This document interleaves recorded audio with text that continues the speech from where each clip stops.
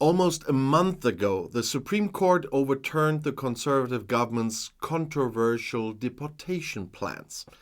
Nevertheless, the British Home Secretary now signed a treaty with Rwanda again. So, despite this negative ruling by Britain's highest court on the deportation of refugees to Rwanda, Britain and this East African country have reached a new migration agreement.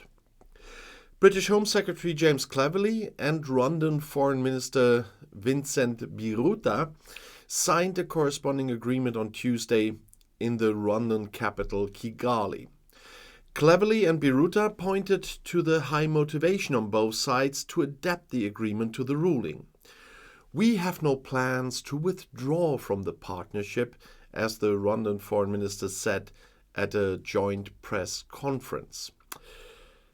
Asylum seekers who entered Great Britain irregularly should immediately fly to Rwanda, where they can apply for asylum. However, further details about the new agreement initially remained open, and the British side had previously said that a return to Great Britain was out of the question.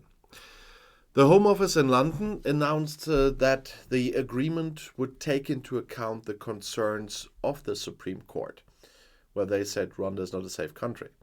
Rwanda's deputy government spokesman Ellen Mukuralinda announced that both countries would set up a joint court of Rwandan and British judges in Kigali to ensure that none of the immigrants brought to Rwanda are deported back home. The Conservative Sunni government is under considerable pressure from the right wing to significantly restrict migration. Opponents criticize that the project violates international asylum law, and as a next step, Sunak wants to urgently change laws in parliament to classify Rwanda as a safe third country. "I have had enough of our Rwanda policy being blocked," he wrote in the Sun newspaper on Tuesday. A few weeks ago, the Supreme Court in London rejected the government's plans as unlawful. The Supreme Court justified its rejection, among other things, with constitutional deficits in Rwanda.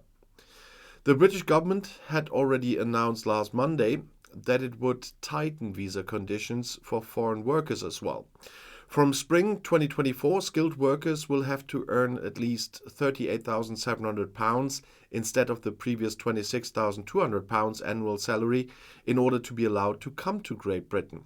That's something else Home Secretary Cleverly announced. The Sunak cabinet, as I said, is under considerable pressure, especially within its own ranks, and that to drastically reduce immigration. Nursing staff and students are no longer allowed to bring their relatives into the country as well. Mandatory healthcare fees are set to rise by 2/3 to more than £1,000, and Cleverly said his plans would lead to the biggest fall in net migration in British history. And the biggest rise in shortages, I guess. The government expects around 300,000 fewer immigrants, and Cleverly wanted to drive this partnership forward to stop the boats and save lives, said the British Home Secretary before starting his trip to Rwanda. Almost 30,000 people have come to Great Britain by boat across the English Channel so far, and that compared to almost 46,000 last year. And last year, a total of 745,000 migrants came to the United Kingdom, the net number. That was significantly more than before Brexit, which was supposed to end freedom of movement. Well, it did. But since then, the number of migrants from EU countries only has fallen sharply.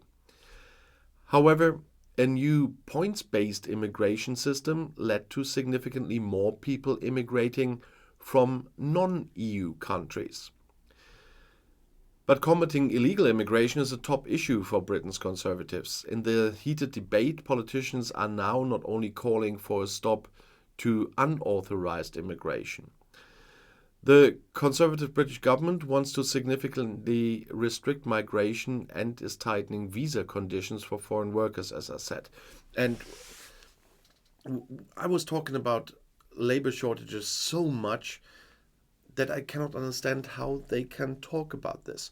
I mean, we're talking about the NHS always, and we're talking about restaurants and anything, and we're talking about hotels, we're talking about truck drivers, and now they want to limit people coming into work. In order to limit immigration, as I said, the minimum income that immigrants must prove when applying for a work visa is now almost £40,000.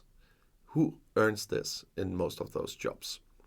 Unskilled workers for jobs where there's a lack of supply will soon no longer be allowed to be brought into the country. Even not with this wave reduction of 20% they had before. That's gone too.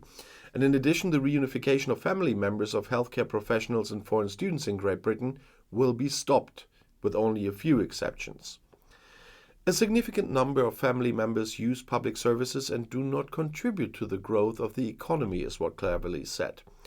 Overall, the government hopes that the package of measures will reduce legal immigration numbers by 300,000 people annually.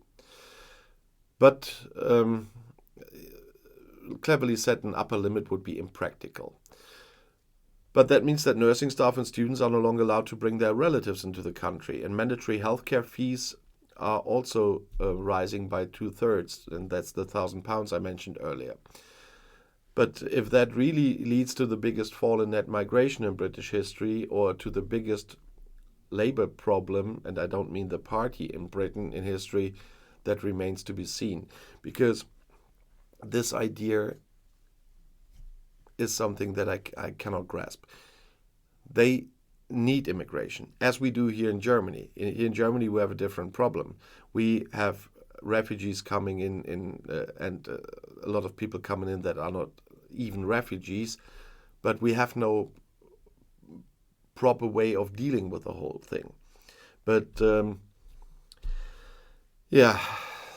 my party is responsible as well for many years that we didn't have an immigration law, and I repeatedly said that in that time. But it is absolutely needed to have one of those laws. And of course you can have an upper limit.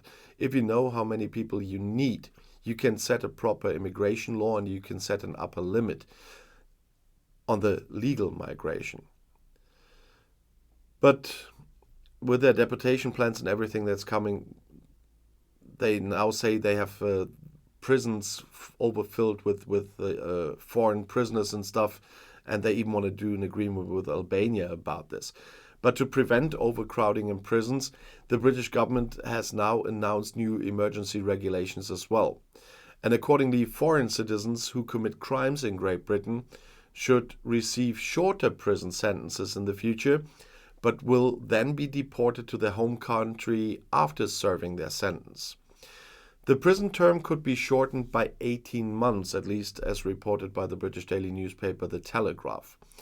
Justice Senator Alex Chalk from the Tories announced that the regulation should only be a first step in a series of measures, and a so-called early removal scheme has already existed for several years. So far, however, the regulation has only shortened the prison term by 12 months.